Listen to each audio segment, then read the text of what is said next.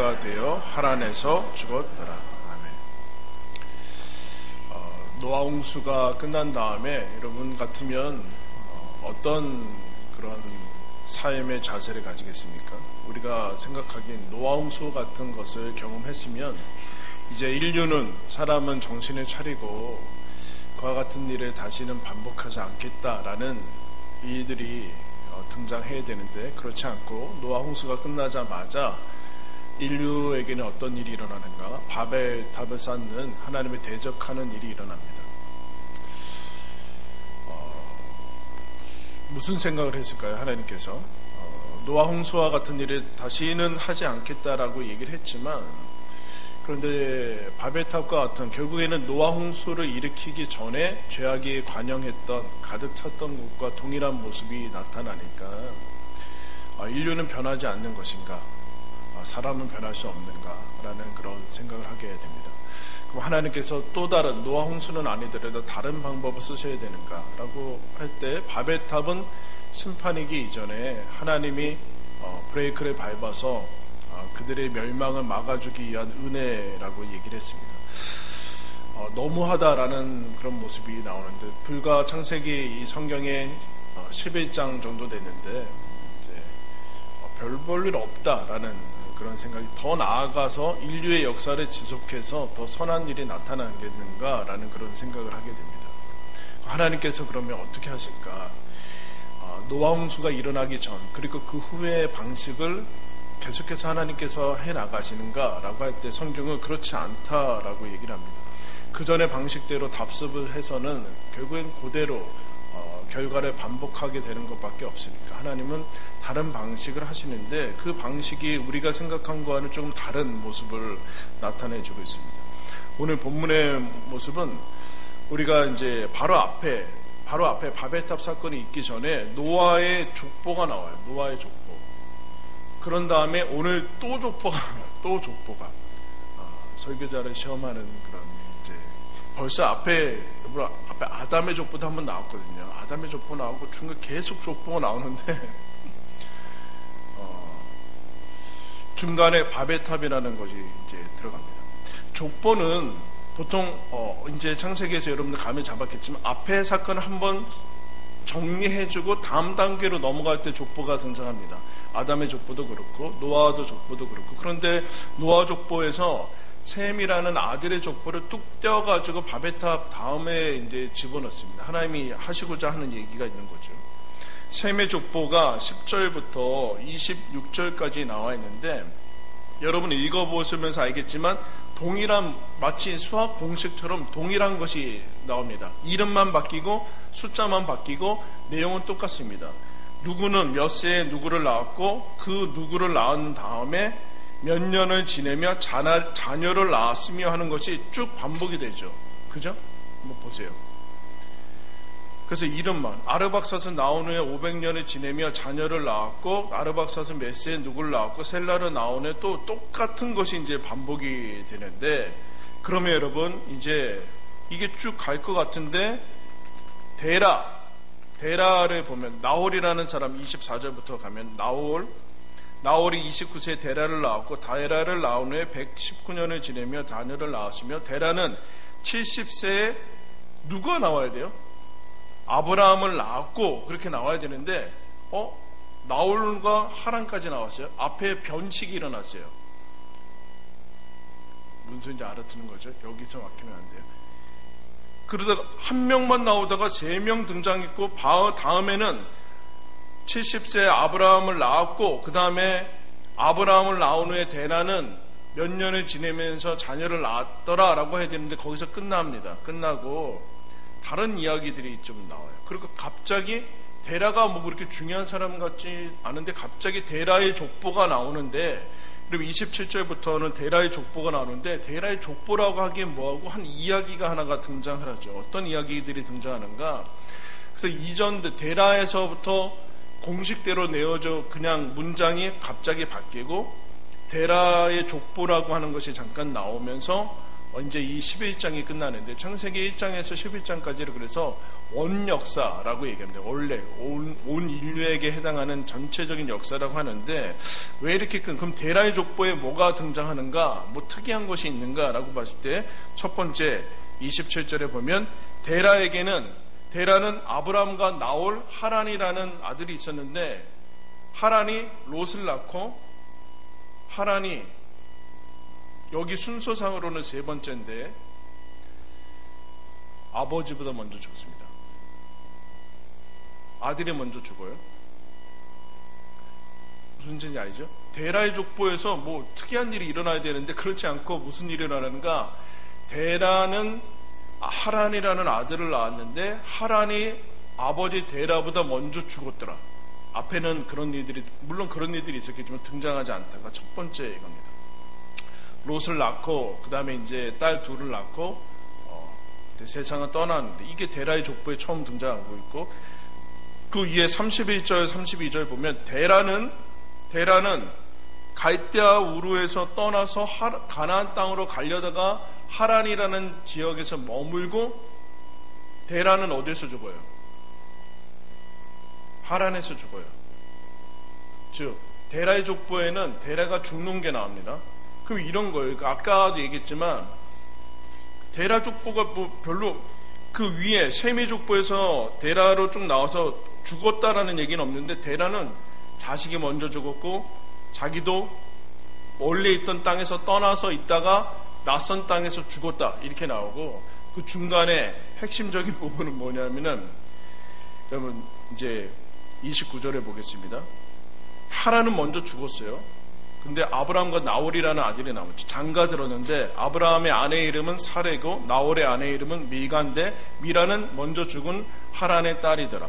하란은 밀가의 아버지요 이스가의 아버지다. 밀가와 이스가라는 이제 자매를 낳았죠. 그게 중요한 게 아니라 30절 다 같이 읽겠습니다. 시작.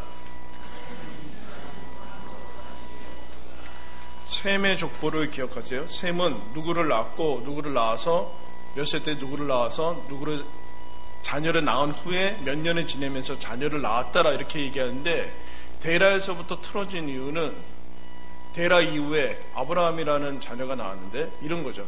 데라는 아브라함을 70세 아브라함을 낳고 아브라함은 낳은 후에 205세 때 죽었으니까 135세를 지내면서 자녀를 낳았더라. 낳았고 아브라함은 그렇게 연결이 돼야 되는데 아브라함은 자식이 없었더라. 자녀를 낳지 못했더라. 끝 나는 거다. 끝. 창세기가 여기서 끝난 거예요. 하나님이 얘기하고자 하는 게 그거예요. 지금 데라는 왜 쭉 빼졌는가? 데라라는 사람 데라가 중요하다는 게 아니라 데라는 하란이 먼저 죽고 데라도 죽는데 아브라함은 자식을 잃지 못하고 셈의 족보는 여기서 끝났다. 셈의 족보가 끝난 게 아니라 셈의 족보는 노아의 족보고 노아의 족보는 아담의 족보고 아담 창세기부터 시작된 이 족보 창세기부터 시작된 이 인간의 계속해서 나오는 이 출생과 창조가 여기서 끝났다. 얘기를 하고자 하는 거예요. 자녀를 낳지 못하다. 단순히 임신하지 못한 그런 개념이 아니라 여태껏 보지 못했던 기록이 나오는 거예요. 낳고 계속해서 이어져 나가는데 아브라함은 자녀를 낳지 못하더라. 대가 이어지지 못하더라. 우리는 12장부터 어떤 일이 일어나는가 알기 때문에 그렇지만 지금 여기서는 무슨 일이 일어나는가 완전히 그동안 경험하지 못했던 처음 세계를 경험하게 되는 거예요. 우리에게서 대가 끊기고 자녀가 먼저 가고 하는 것들이 일어나게 됩니다. 이러서는 안 되는데 이런 일들이 지금 일어나고 있어요. 계속해서 10절부터 26절까지의 셈의 족보가 흘러가야 되는데 여기서 끝나지 않게 됩니다. 즉 따라했습니다. 길의 끝에 서다 막다른 골목에 서게 된 거죠. 길이 있을 거라고 했는데 길이 없는 거예요. 벽이고 아니면 절벽이고 낭떠러지 같은데 더 나아갈 길이 없는, 더 나아갈 수 있는 길이 없이 그냥 끊겨진 거예요. 그래서 아브라함과 데라가 여기서 그것을 경험하게 됩니다. 여러분 이걸 뭐라고 그래요? 마음적으로는 더 이상 뭐 바랄 수 없는 거를 절망이라고 얘기합니다. 절망. 아무런 빛이 틈이 없는 거. 절이라는 게 끊어졌다는 거예요. 끊어졌다. 절망됐을 때, 절망할 수밖에 없을 때, 길이 끊어졌을 때 드디어 생각을 해야 될 때입니다. 드디어 생각을 해야 될 때. 무엇을 생각해야 되는가? 단절을 해야 되는 시기가 왔구나 라는 것을 생각을 해요. 단절해야 되는 시기가 왔구나. 여러분, 오늘 본문의 10절에 뭐라고 얘기해요? 셈이 노아 홍수 후에 자녀를 낳았다 이렇게 얘기해요. 노아 홍수 후에 자녀를 낳았어요. 인류는 노아 홍수에 다를 것이라는 생각을 하고도 셈의 후손도 다를 것이라는 생각을 하게 되는데 그렇지 않더라. 노아 홍수 전이라면 모르겠는데 노아 홍수에도 계속 낳았고 죽고 자녀를 낳았고 하는 이 아담의 족보, 5장에 나왔던 아담의 족보와 동일한 것으로 나와서는 이제 인류는 아무런 소망이 없다.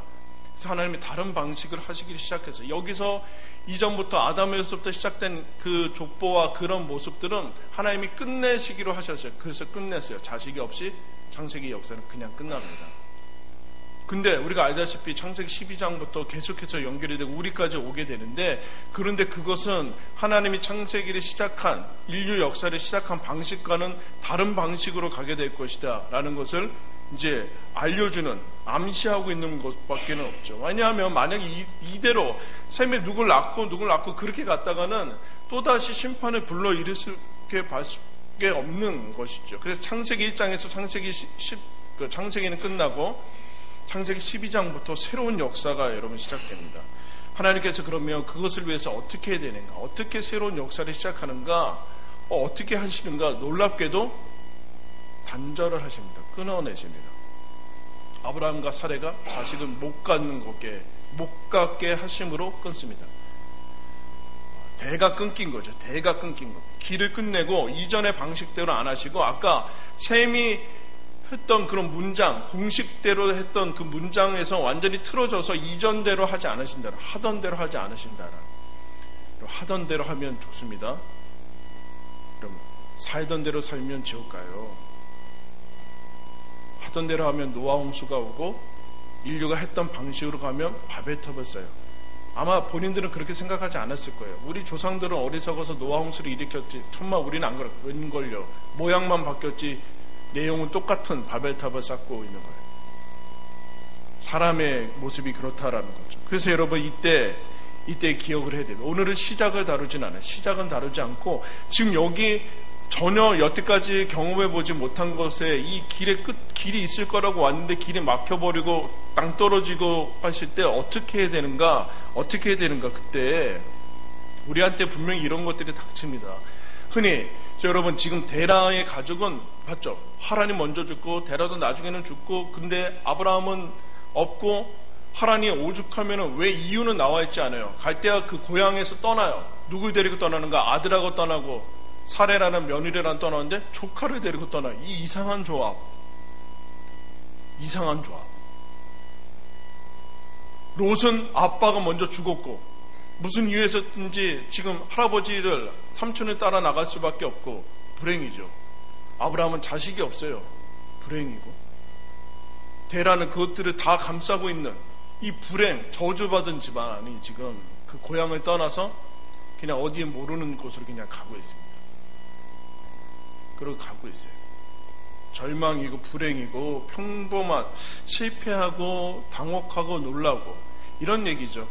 왜 평범한, 모든 다른 사람들은 평범하게 누리는 것들이 왜 나한테는 평범하게 주어지지 않나? 왜 다른 사람들 아주 자연스럽게 당연하게 그냥 쉽게 가는 것 같은데 왜 나한테는 쉽지 않나? 왜 내 앞에서 그런 것들은 끊겨지고 나한테는 주어지지 않는가? 연결되지 않는가? 그때 생각을 해야 됩니다. 어떤 생각을 해야 되는가? 하나님이 단절을 하라라는 얘기구나. 이전의 방식대로 나를 쓰지 않겠다라는 그 얘기입니다. 그러면 왜 이렇게밖에 하지 않아야 되는가? 근데 알다시피 사람은 끝에까지 가지 않는 한 포기하지 않아요. 내가 도움을 얻을 수 있고 나에게 소망이 있고 내가 붙들 것이 있는 한 하나님은 잘 붙들지 않아요. 더 이상 아무것도 없다라고 생각될 때만이 그때 정신을 차리고 내가 아무것도 없으니까 이제 더 남아있는 게 없나? 라고 할 때만이 절망하고 끝에 다다랐을 때만이 여전히 계시는, 그동안 내가 신경 쓰지 않았던, 별로 불필요했던, 전혀 필요성을 느끼지 못했던 하나님에 대해서 생각을 하기 시작합니다. 여러분, 신기하죠? 더더욱 이전에 성공했던 방식으로는, 성공했던 거, 이전에 성공했다면 그것을 놓기가 너무나 힘들어요. 너무나 힘들어요. 근데 여러분, 조금씩 성공해가지고 놓지 못해서 결국에는 망하는 거죠. 마귀가 사용하는 방식이죠. 조금씩 이렇게 연명하고 견디게 해주다가 마지막에 망하게 하는 거. 근데 이 단절이 이루어지는 것을 하나님께서 어떻게 하시는가? 이스라엘 역사를 이제 구원 얻는 방식을 가장 잘 설명한 것이 이제 이스라엘 역사 가운데 나타나는 출애굽의 역사인데, 출애굽의 역사는 어떤 역사인가? 우리 잠깐 살피겠습니다. 거기 접어두시고 출애굽기 14장으로 가겠습니다.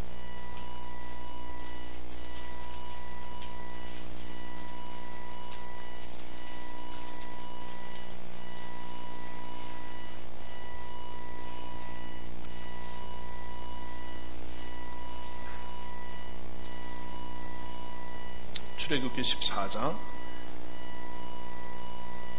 펴 주십시오. 13절.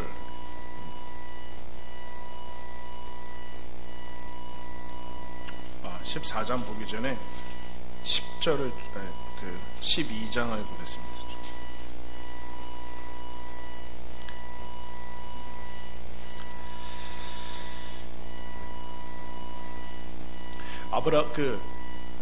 적어주십시오.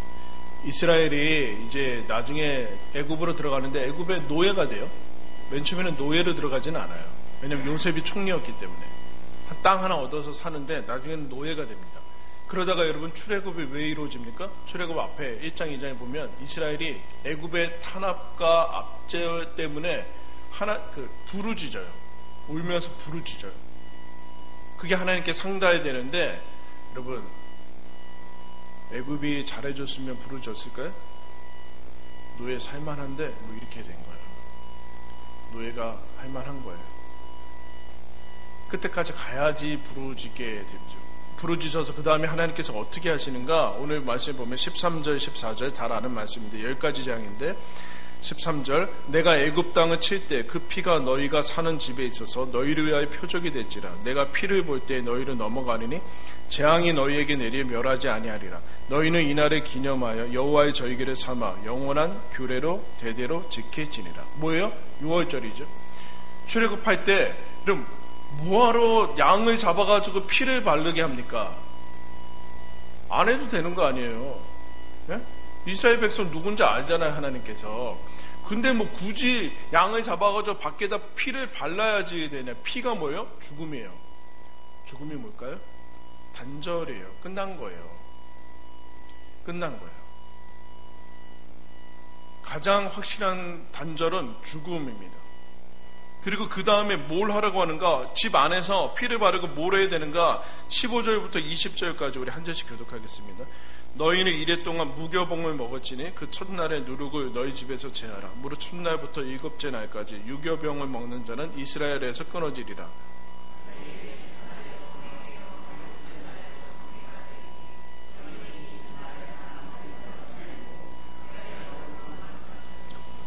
너희는 무교절을 지키라. 이날에 내가 너희 군대를 애굽 땅에서 인도하여 내었음이니라. 그러므로 너희가 영원한 규례로 삼아 대대로 이날을 지키지니라.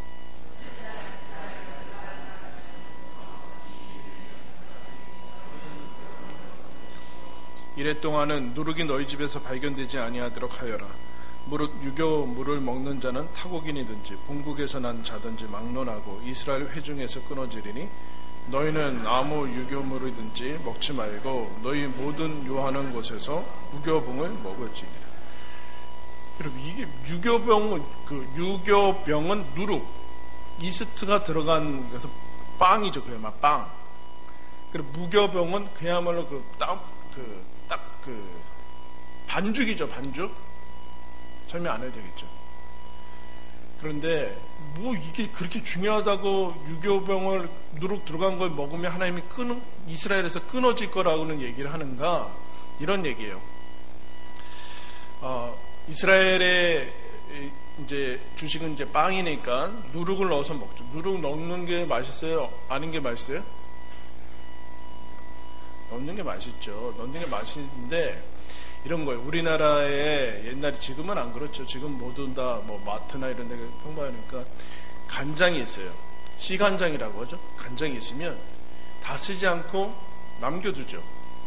그리고 다시 그것 가지고 간장을 또 만들어요. 그리고 또 남겨두죠. 그래서 그게 몇십 년 된 것이 있어요. 있어요? 이스라엘은 오늘 빵을 먹어요. 그러면 이 빵은 어젯빵에서 한 덩어리를 뗀 그 누룩이 들어간 떡을 떼서 그것에 해서 하나를 만듭니다. 그러니까 오늘 빵은 오늘 빵이 아니라 어젯빵과 연결된 거예요. 그리고 오늘 다 먹지 않고 또 이만큼 해서, 근데 6월절이 와요. 무교절이라고 하는데, 일주일 동안 무교절이라고 하는데 어젯빵을 먹을 수 없어요. 어젯빵은 다 버려야 돼요. 오늘 누룩이 안 들어간 빵을 먹어야 되기 때문에 그렇습니다. 무슨 얘기예요? 6월절 무교절이라는 것은 피를 바르면서 너 어제 그 사람이 아니다, 죽었고 단절이고 빵도 아니에요. 이제 다른 사람이니까 다른 빵을 먹어서 어제 먹던 빵이 연결이 되는 그 빵이 아니라 어젯빵하고는 단절이 되는 거예요. 단절이라는 얘기예요. 이 단절을 하지 않으면 하나님한테서 끊어질 것이라는, 단절될 것이라는 명령이 나오는 거예요, 지금.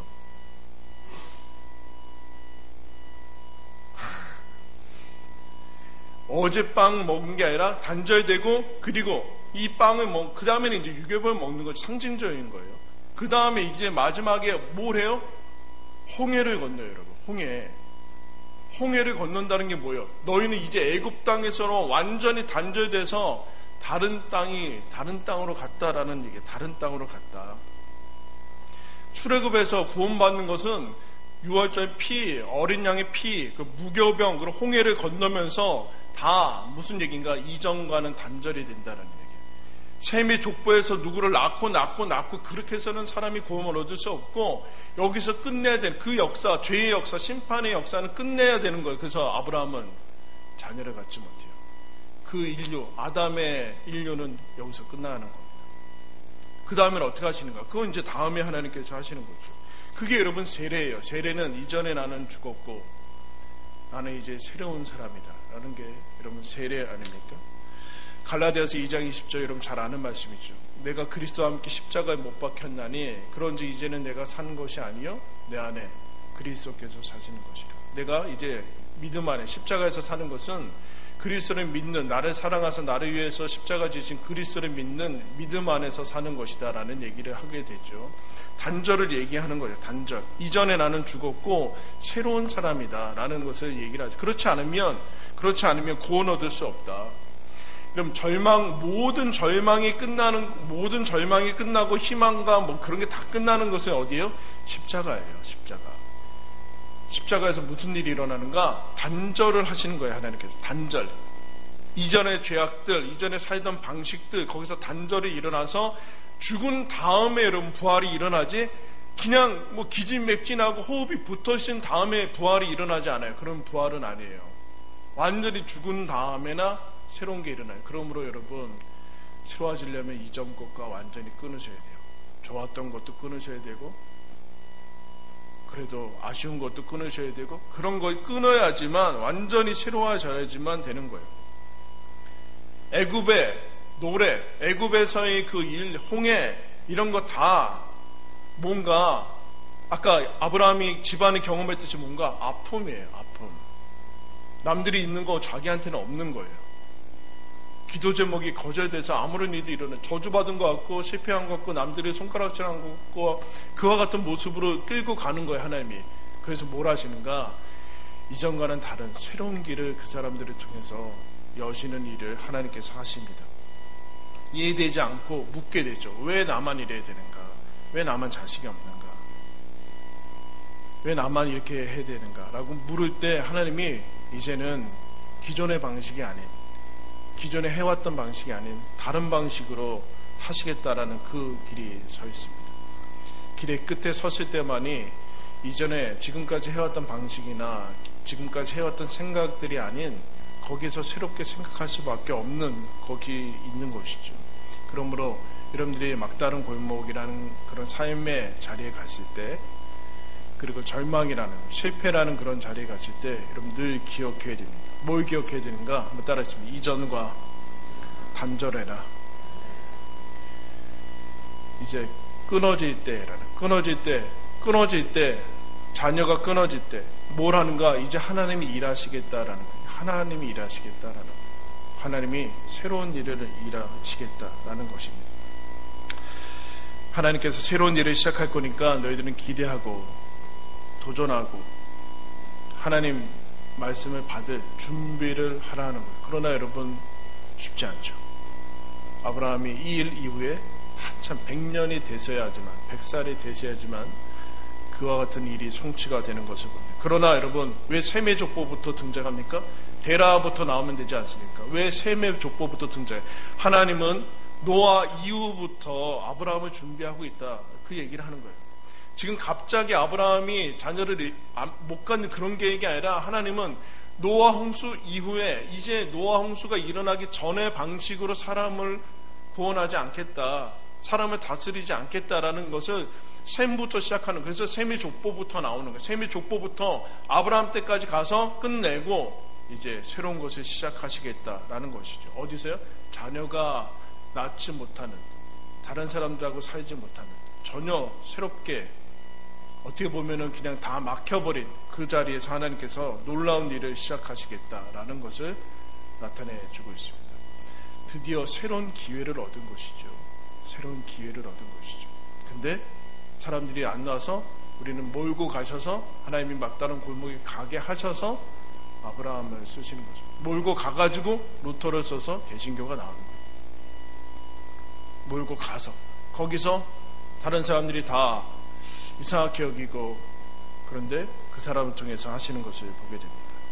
여러분 우리는 드디어 이전과는 다른, 하나님께서 이전에는 없었던 새로운 일을 하시고자 저와 여러분을 부르셨습니다. 그 여러분 그리스도인입니다. 그리스도인은 이전의 방식대로 살아갈 수 없는 사람들입니다. 그리고 하나님께서 드디어 새로운 길을 하나님이 제시하고자 저와 여러분을 부르셔서 교회를 개척하게 하셨습니다. 여러분 늘 물어야 됩니다.